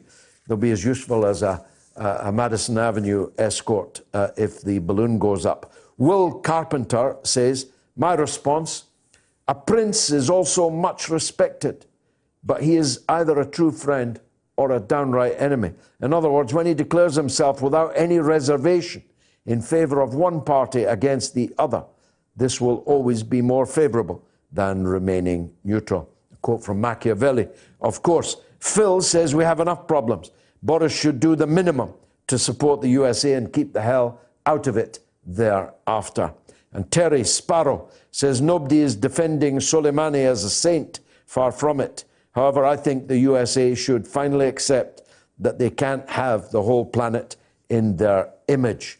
Thanks for that, Terry, and I'll try to get through some of the other hundreds of messages that have been brought to me in the course of the show. Adam has drawn stumps and retired to the pavilion. Musical differences have sundered us, but I want to say how much I enjoyed working with him these last 28 weeks. He's been with us right from the start. Indeed, Adam may be the only man on the planet who has listened to every single episode of the Mother of All Talk Shows since 2006, January of 2006, now 14 years ago. And I know that he's listening and maybe even watching also tonight. So I want to thank him for that. I'm glad there is no acrimony between us, just, as I say, creative, musical differences. I don't know if we'll try to replace him. Maybe the cleverest woman in England might step forward. Any volunteers, let us know. Now, I've got lots of calls, but I need to read some of this social media. Jeffrey never called in Glasgow, the gutless coward. He wasn't hard enough after all. Stuart in West London says, I believe the last thing Trump and his support base want coming up to the 2020 presidential elections is another devastating war in the Middle East. I say that President Trump is being held hostage by the military-industrial complex and the deep state. Not so, Stuart. The deep state tried to stop him doing this. We can't keep developing our conspiracy theories to exculpate Donald Trump. He did this. He chose this option. The deep state advised him against it, but he did it anyway. And whether or not he wants a devastating war in the Middle East, he's going to now get one. Kath says, thanks for telling everything like it is. Thank you, Kath. Billy from Islington, Billy, you get my drift, from Islington, says, Mr. Galloway, as a member of the Socialist Workers' Party and an ardent Remainer, I was a bit shocked to see you drinking your tea out of a Union Jack mug last Sunday. I have to question your loyalty to the anti-imperialist cause. It was only a joke, Billy, and quickly replaced. But you keep waving yours. Tom says, hello, I was, well, not only has Trump acted like a complete fool with Iran, apparently, according to some recent news, his government has also recently upped the sanctions on Cuba. Is this man trying to annoy and aggravate everyone in the world? Well, that's already happened, I think, Tom. Constance says American foreign policy actions are beginning to resemble Israeli actions in the Gaza Strip, murder incorporated.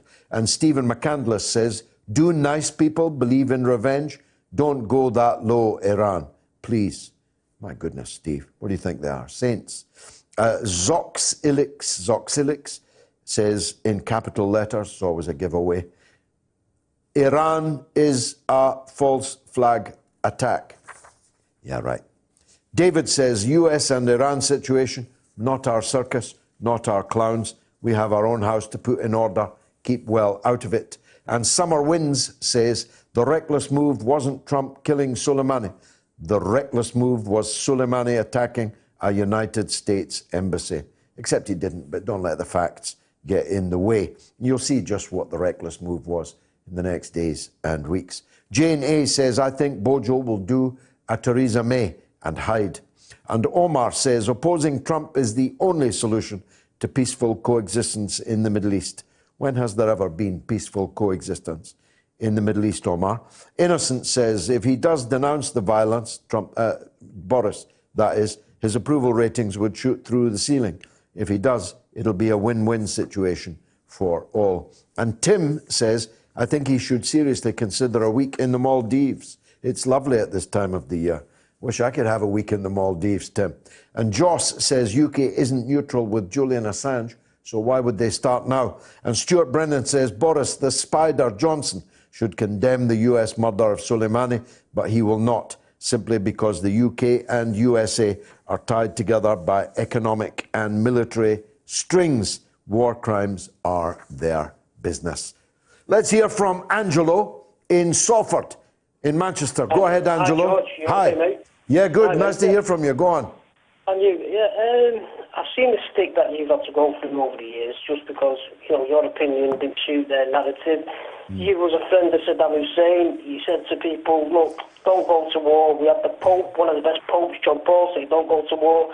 Years later, millions of people dead, children, innocent people, all for a false thing. No weapons of mass destruction, no chemicals, no even missiles with the capabilities to be a threat.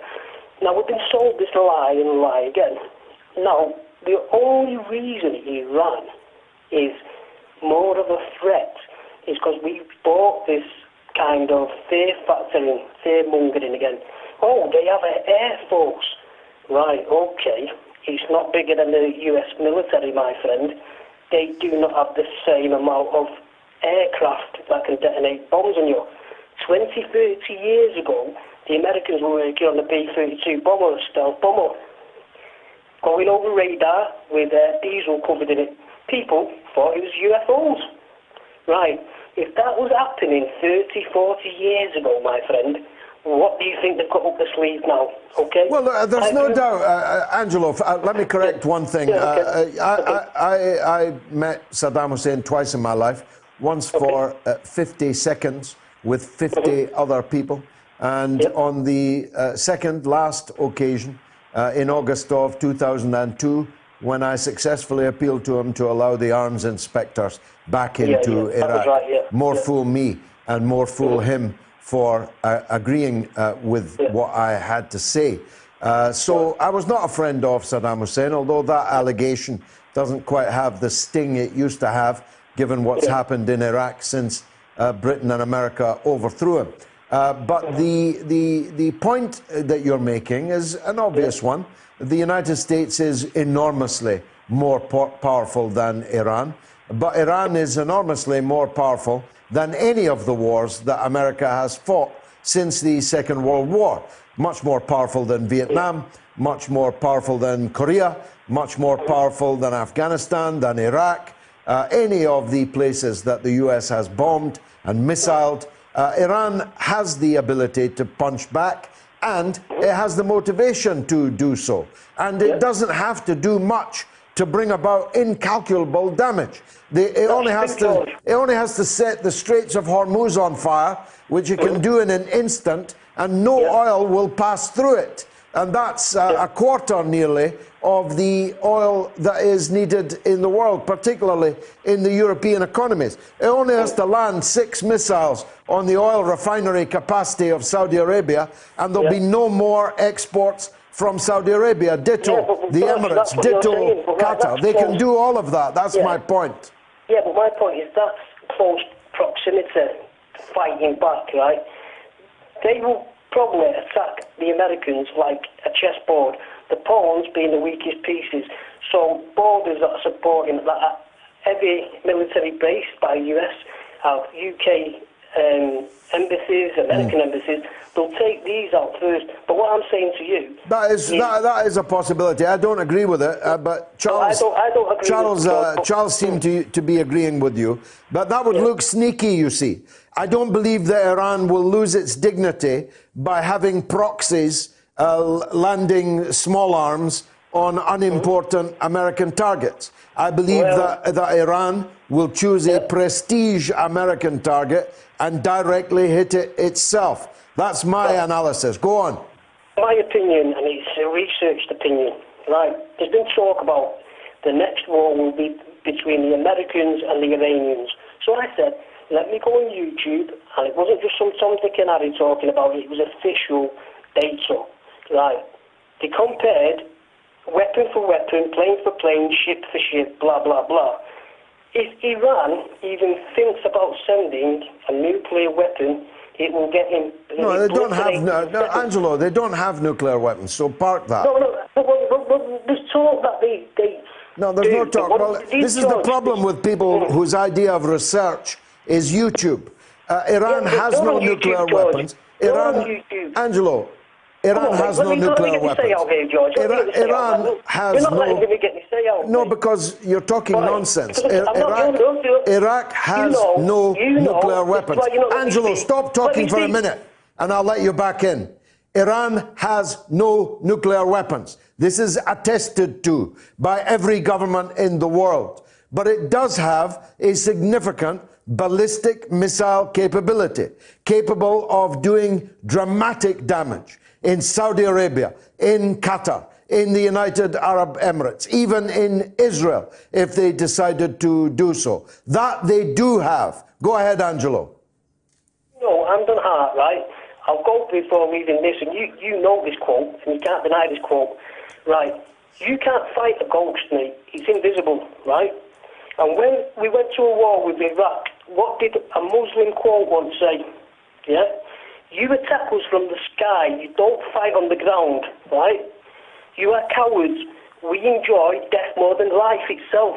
Well, I don't know who said that, but I'm cutting you off now. I'm cutting you off now because a little knowledge is dangerous, and you're definitely in possession of a little knowledge. It is undoubtedly the case that one option open to Iran is irregular guerrilla action, maybe by proxies, in far-off places in Kenya or Argentina or around the world where US interests and assets proliferate. That is one option open to Iran. But that would lack the dignity of Iran officially striking an American target in the region in retaliation. I believe that's what they will choose. Now, of course, that will invite massive American further retaliation. But one point that you made is correct. Iran and Iranians are well ready to die. For them, dying, fighting the United States of America in defense of the Islamic Republic of Iran is not a matter of regret, but of celebration. Be careful if you're taking on a man who not only has nothing to lose, but is looking forward to losing even their life. Now, it says here I must plug the podcast.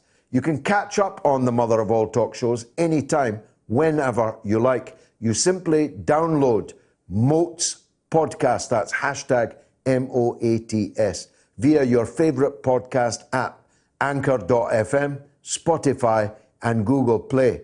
I know nothing, they lost me at podcast. I know nothing about these things, but my wife knows everything about them. And apparently, the podcasts are going like hot cakes. So if you want the podcast, that's how you do it. You download the hashtag MOATS podcast on Anchor.fm, Spotify, and Google Play. Let's go to Seattle and hear from Danny.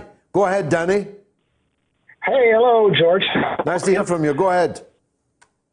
Well, I'm calling about just the situation. I just feel so upset watching Trump the last few weeks with the evangelicals praying over him and saying he's Jesus. I don't know. It's just crazy. I'll tell you what I saw, Danny.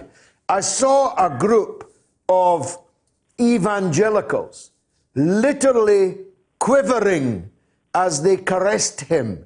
And he stood in the middle of them, beaming broadly, looking like a big palooka that is being treated like Jesus. It makes you wonder, some of the people in the United States. I had 7 death threats from the United States on my Facebook messages that I opened last night. There are a lot of nutters in your country, Danny. That's exactly right. You're exactly right, Georgia. I mean, I live in the state of Washington, which you may know is quite liberal. Yeah. At least on the west side, there's a mountain range in the middle, and on the east side we have the crazy Representative Shea, who's running, who's waiting to create some sort of biblical army to take on the gay people and all the other sort of stereotypical nonsense. Yeah. But I regret. They're all mad for Trump, but I mean, there's a number of them, a lot of them, but not that many. The vast majority of US citizens are not like that. Some of Trump's own base that believed him when he said he wouldn't start any new wars, now that he started one, must be in danger of deserting him, don't you think?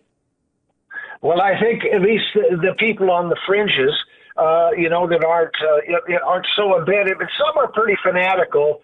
I agree with your assessment, though, that it's, most Americans, are hardworking people who just want to get by. Unfortunately, they've turned us into a sort of a new feudalism state where young people. I'm 72 years old, George. You don't sound it, mate. I was a labor union guy. I had a job for 25 years where I went to work every day, 8 hours a day. And so this area is gone in America. The labor unions have been decimated, and they're starting to come back with the help of Senator Sanders in a lot of cases, who's been walking a lot of picket lines for 50 years. But he's not a newcomer. This might help, Danny. This might help Bernie, don't you think? Can you say that again, George? Yeah, what Trump has done may very well help Bernie as the only clearly anti-war candidate running for the nomination, and one who is brave enough to articulate the facts as he did immediately in the aftermath of this attack. American people might just be looking for a president that really means it when he says he's against endless, useless, pointless, bloody, terrifically expensive wars. You're exactly right, George. And I think you're right. It might help the Democrat that gets nominated. I hope it's Bernie Sanders. I think Biden. If Biden is nominated, he will probably be. Trump will make him look like a circus dog, and it's just bad. But I'm hoping that what comes out of this also is a peace movement in the United States, where there was quite a few large marches. Surprisingly enough, yeah, there yesterday were. I saw them. They were big. They were big. Chicago was massive. Yes, and also in Los Angeles, Jimmy Dore was speaking, and also Abby Martin was there, and her partner, I can forget his name right now, but Mike, he's wonderful. Mike is a wonderful, wonderful guy. In fact, I think he organized the march, but yeah. But anyways, I work for I'm retired. I've been retired for some time. I have a small piece of property, which I live on. I'm very lucky. And I volunteer, and I do social media for some progressive organizations here in the state. Well, God bless you. God bless you, Danny. God bless all those that were on those demonstrations so quickly in the United States. And, of course, Mike and Abby, perhaps most especially, and Jimmy Dore, too. Thank you very much indeed. Scott says Trump thinks he's playing a computer game. And Biker Wolfie says Johnson will do as he's told, just like the Trump puppet he is. And Dr. Kozik says Boris should step down and name you as his successor. Thank you, Doctor. Topic-wise, anyone who sincerely thinks intervention in the Middle East won't backfire is stupid and shouldn't come anywhere near a governing position. Either that or he's a Raytheon shareholder. That is the tweet of the night, Dr. Dord Kozik. Scott Gray says, doesn't matter what Boris thinks, he will do whatever he's told by the USA like a good little boy. And Wardare says, so many people are detached from reality. We're becoming American. Laugh and joke about the terrible things we do to other nations. Imperialism reinvigorated and actually acceptable to so many. I'm not sure what Boris Johnson says or does matters. Dennis is in Brooklyn. Let's hear from him. Dennis, welcome. Hello, George. How are you? By the grace of God, I'm good. Thanks for calling. Go on. Thank you so much for having me. I love your show so much. Thank you. I have a question. I was just so confused why Trump would okay this move now, because, and I don't like Trump, believe me, I'm too far to the left for that. But Any American president in the land of neoconville that doesn't bomb other countries for 3 years going, okay, I can ride with that. So just when the impeachment seemed to be like he survived the worst of the worst, it seemed like his poll ratings had gone up a little bit. It seemed like the Democrats looked bad. It's almost like, why would Assad have gassed his own people in Duma just at the point when the U.S. was about to pull out of there and were defeated? Why would Trump do this now? And Caleb added some answer to that for me, that maybe it's the pressure from the military-industrial guys. I know the New York Times had an article that the military-industrial complex is heavily pushing for the impeachment or holding it over Trump's head. So, I don't know. Do you see that as a possibility? Well, that's what we used to call, Dennis, what we used to call the $64,000 question when $64,000 was worth rather more than it is today. No one can really answer that. It is inexplicable. It was inexplicable to the military officials who put the option in front of him, because not only had he declined that option back in June when the American drone was shot down, but George W. Bush had turned it down when it was put before him. Barack Obama had turned it down when it was put before him. That shows how long the murder of Soleimani has been premeditated. For those who are balking at my use of the word murder, it's the clearest case of murder you could possibly get. It is a premeditated, unlawful killing of a human being, moreover a diplomat on diplomatic business in a second country. So I can't answer that. Caleb gave something of an answer. I never believe that these answers are wholly explain things. He may have imagined that it would divert all attention from the impeachment and might be a vote winner.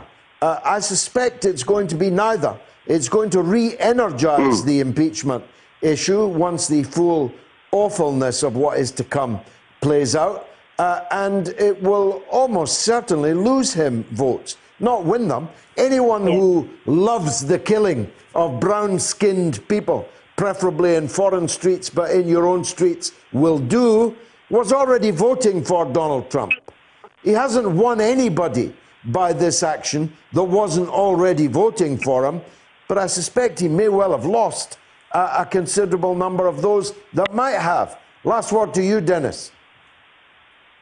Thank you. I would just say that I wonder if even maybe he wasn't paying attention to who the target was, that maybe he's near the golf course. They gave him this list. And I'm not trying to defend the man. I don't understand at this point in time why he would do such a drastic act. I could see if he was being impeached and he wanted a diversion. It's just beyond me right now, George. Wag the Dog. You remember that film with Al Pacino? You create a foreign war, even a mythical one. Dennis in Brooklyn, thanks for the call. Paul in Nottingham in England. Go ahead, Paul. Hello, good evening, George, and a very happy New Year to you, brother. Thank you, my friend. Lovely. George, I'll start off by saying that, Trump, for the last few years have been talking about regime change in Iran. They know they'll never, ever achieve that. Iran's got a religious leadership, and that'd be like, trying to remove the Pope from the Vatican. Yeah. They've got absolutely no chance in doing that. Now, however, they're saying we're not looking for regime change. And yet, to murder, and I'd call it murder, not killing, but murder, to murder, an Iranian top general is asking for trouble, George. This is how the Americans behave. Yeah, if that was any other country doing it, Trump would be the first one to say, "Oh, you don't do that. That's how dictatorship." Well, look, can you? If Soleimani was the number 2 man in Iran, who's the number 2 man in the United States? Mike Pence, the vice president. I was going to say Petraeus. Well, no. If a foreign state murdered the vice president of the United States, as a matter of fact, Soleimani was much more important than Mike Pence. But if that happened, I mean, the whole world would go to war to get justice for that. But yes, there are so many American people and many people here in Britain don't actually look at it that way. Yes, they don't, George. And yet, like you said earlier, killing, murdering brown-skinned people in foreign lands. A lot of them that. Yeah, a lot of them like that. It's like the Israelis. When an Israeli soldier dies, they go out their way on the BBC and mainstream news channels like Sky, and say, they'll describe it as, an RDF soldier murdered. But when it's a Palestinian, a Syrian, or anybody else, they're being killed. Paul, the blood of some people is much more valuable than the blood of others. Thanks a lot for that, Paul, in Nottingham. Of course, there's more than one way to skin a cat. There's more than one way to approach a crisis like this. Piers Morgan, my old friend, has come up with an imaginative one. He's emailed the show, and it's worth hearing. George, surely any response by Iran will be playing into the hands of the US. A response would open the door to full-scale retaliation by the US, which is exactly what they want. The best response Iran could have now is a political response rather than an act of aggression. Take legal action against the US and complain through the UN. There will be many reprisals from rogue operatives across the globe. And if the official state response from Iran is nothing, it would make the US look neutered and pathetic. What more could Iran ask? Regards, Piers Morgan. And Madeleine de Maupin is like that wee guy in There Will Be Blood. Mercy. I don't know what that means. I worked for Raytheon, says David, and I can testify to the individualistic, selfish nature of the rat race. That people are being killed, including innocent people, means nothing to those who need to get ahead of the competition. Trump has demonstrated his contempt for peace. Thank you for all you're doing and your passionate support for democracy and freedom of speech. Thank you for that, David. Now, I said Leonard's one was very funny. Kezai's was very funny, but I couldn't possibly read it out.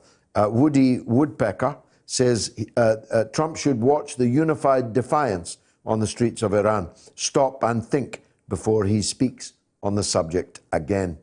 Abdul is on the line in Seattle. Lots of US calls tonight, and I'm glad for that. Abdul, go ahead.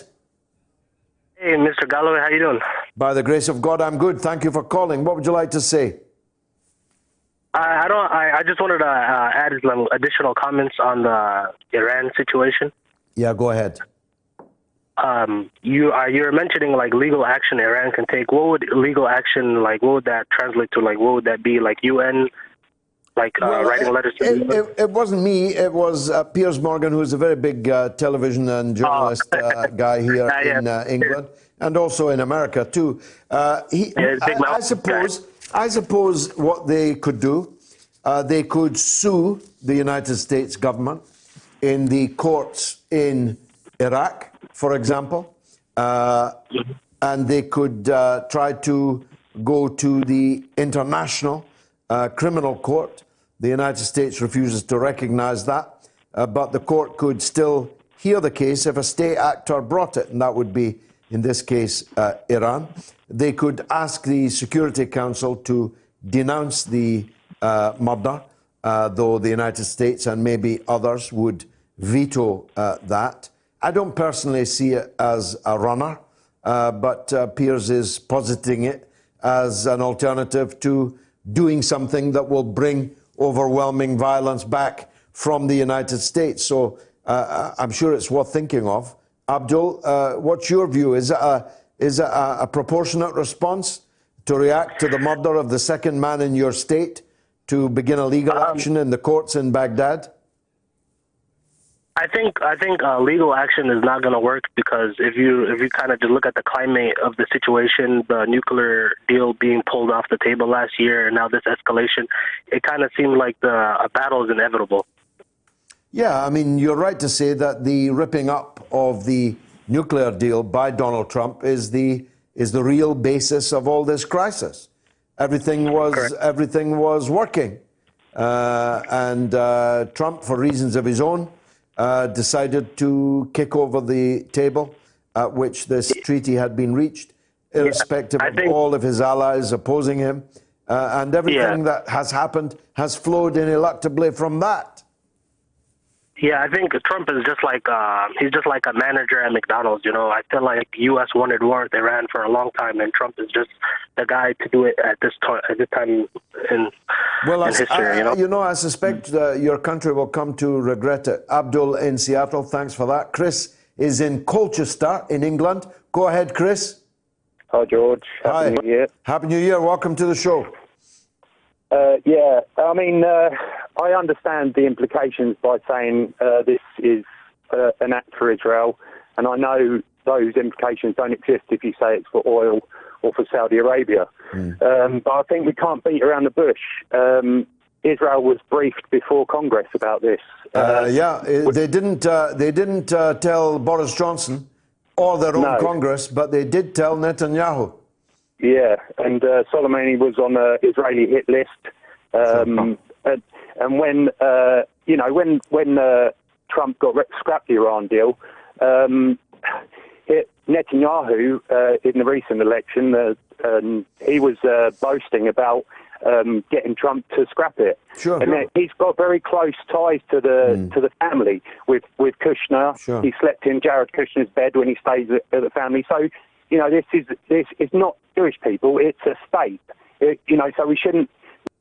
No, I don't beat about the bush, Chris. I just insist that we beat around the right bush. And my point was earlier that, of course, Israel has something to gain from this act. Israel is very happy about this act. As you say, Israel was consulted about this act. But that doesn't mean it was done for Israel. It's actually much closer to home.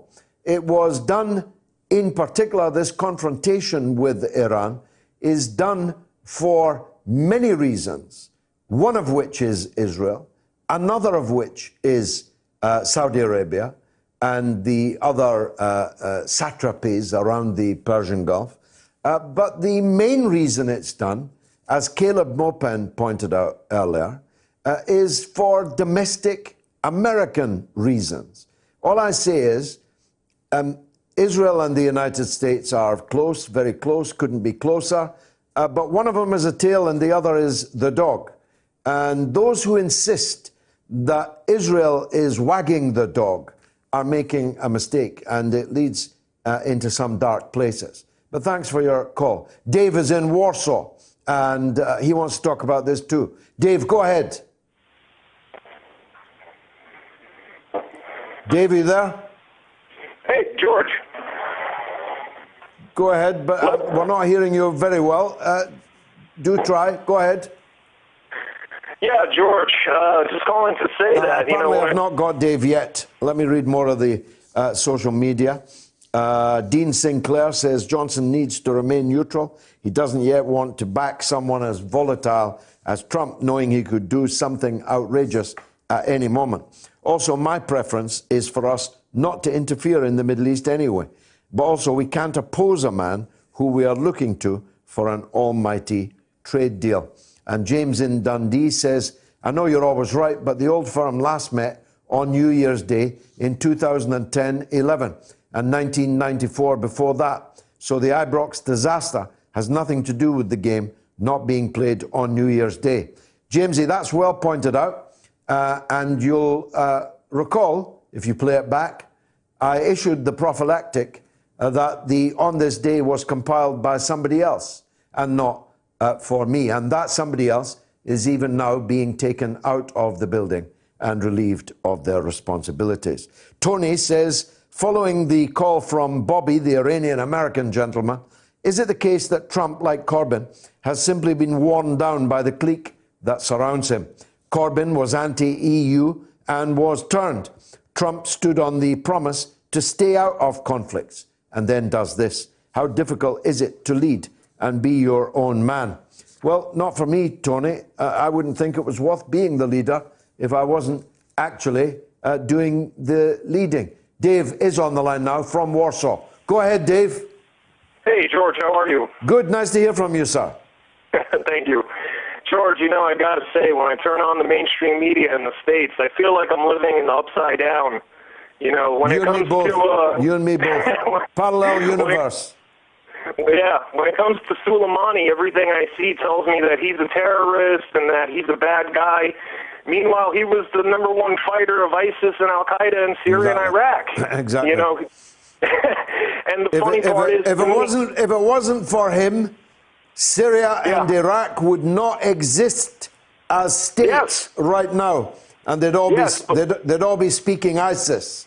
Yes, and I'm being told that he's the terrorist. Meanwhile, our #1 ally in the area, Saudi Arabia, are the ones that are exporting all the terrorism. But where are their best buddies? I don't understand what planet I live on anymore, George. Well, I couldn't put it better than you have, and so I'm not going to try.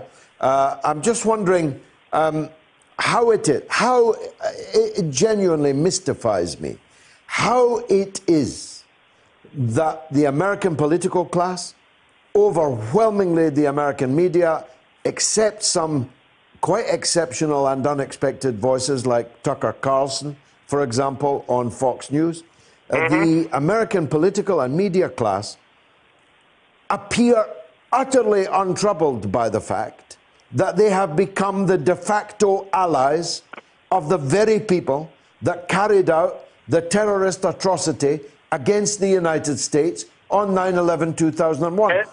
How can that not trouble you? And George, that's one of my main points is, how many Iranians attacked us on 9/11?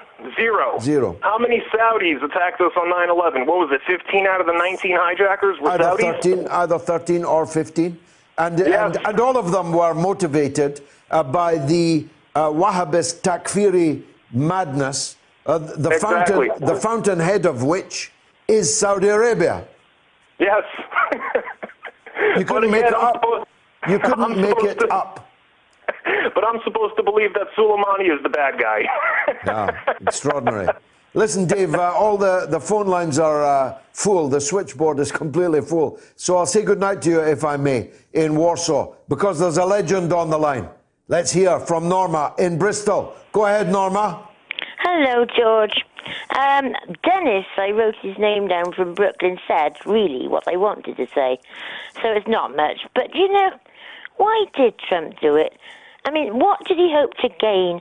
And he's losing control, and, you know, it's a no-win situation. I honestly think he might have gone mad by now. Yeah, Norma. I think so. I genuinely fear for the sanity of the most powerful man on the planet. Well, I hope he goes to an asylum and, you know, Bernie Sanders comes along and he's impeached Trump, and that's the only way I can think of getting out of this situation, you know? Can you imagine him in Ward 5 at Broadmoor? I can. Holding court, the big orange man. Oh, dear. I don't know what I'd do with him, really. It's very, very, very dangerous. If the Iranians respond, as I'm certain that they will, and he then responds in what he says is a disproportionate manner, destroying cultural sites and so on, and thus triggering a regional war of enormous proportions. God save us, please. God save us. Let's pray that that does not happen. Norma, how's your husband? We haven't had a bulletin for a little while. No, actually, we are deteriorating, George. We're all deteriorating. The question is, at what rate? Well, you know, he can't walk very well, and I can't breathe very well.